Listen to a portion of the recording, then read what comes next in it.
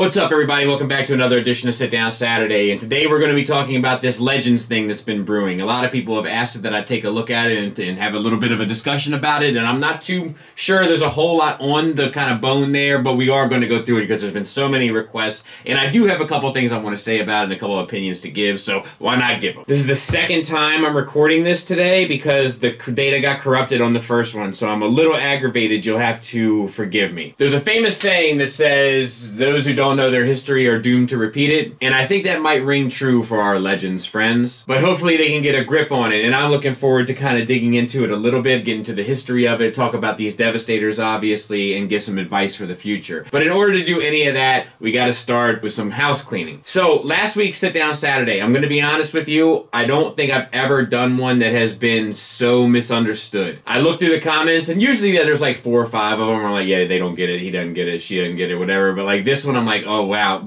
not many people are getting what I'm saying. So I have to take responsibility for that. That's on me. If I delivered the message poorly, then most of the comments are going to be received that way. So I got to take that. Just to reiterate real quick, because I'm not going to address it again. It's a hard thing to kind of talk about, but it has nothing to do with the way that you perceive value. It has everything to do with the way that these companies perceive the way you perceive value and how decisions are made to affect that. Then that becomes your standard for how you perceive value, and then that affects your perceived value. It's kind of the point of it, but it's okay. It's neither here nor there. I gave it the college try. Secondly, we had the Magic Square Stunticons. Now, those comments pretty much went exactly as I would have predicted. People concerned about how the Minotaur is going to turn out. People concerned about the Magic Square plastics and how that will affect it and all. And I am 100% parking my car in your garage. I feel the same way. Then we took a look at the Master-Made Devastator. I will say this. There's a lot of people like, you know, the aesthetic just isn't for me. I get it. They might actually be the only third-party company that I've looked at multiple pieces of and have recommended every single thing they've produced. I wonder why I don't get accused of being like a Master-Made apologist or a Master-Made shill or a Master-Made kind of, you know, I wonder why. Strange world we live in. Probably because they're not competing with the competition that those people bought. Neither here nor there. But yeah, I mean, that's a great product. They're fun. They're cool. They're a novelty thing. It's kind of like if you really love the character kind of thing. And then there's rumors that this is their last effort, and that's really, really sad to hear. Hopefully that's not true. And then there was the blur, and the blur was supposed to be the third video, and everybody was commenting, where is the cut video? I don't see it. And the fact is, the blur video was never supposed to come out in the first place. It got misscheduled, so I put the cut video out just so you could have it. That stuff was all supposed to go next week, and I think I was actually going to make some edits to them before they went out, but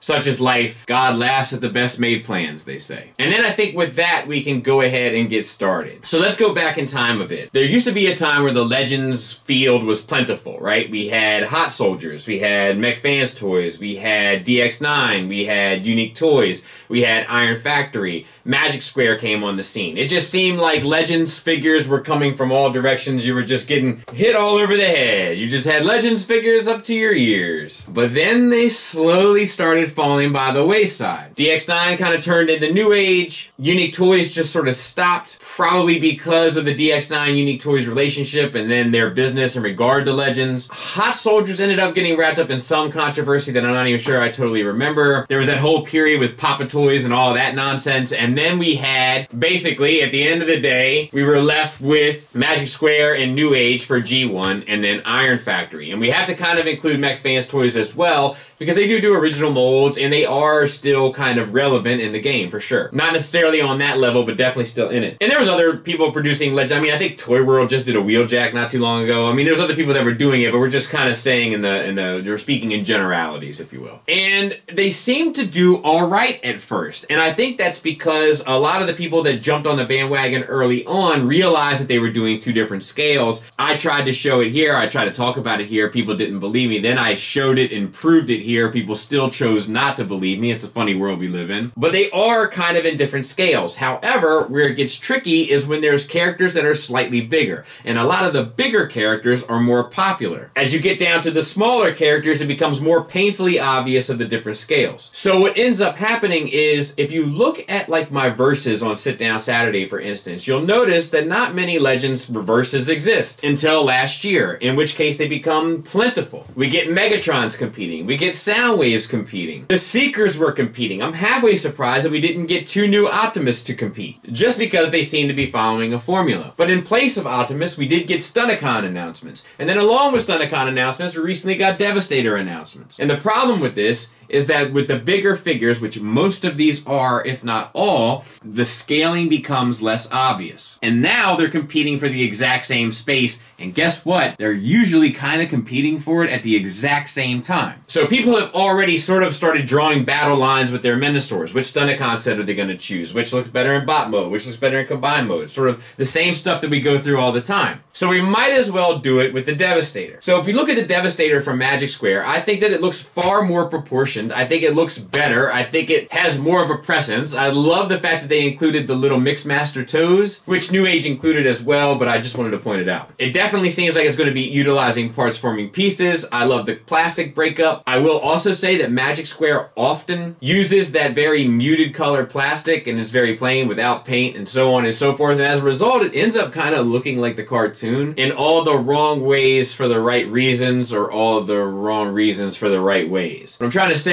is it looks good because it doesn't look good. Do you know what I'm saying? Or it looks good because it looks cheap and the cartoon kind of looked cheap. Like because it doesn't look great, it looks good, if that makes sense.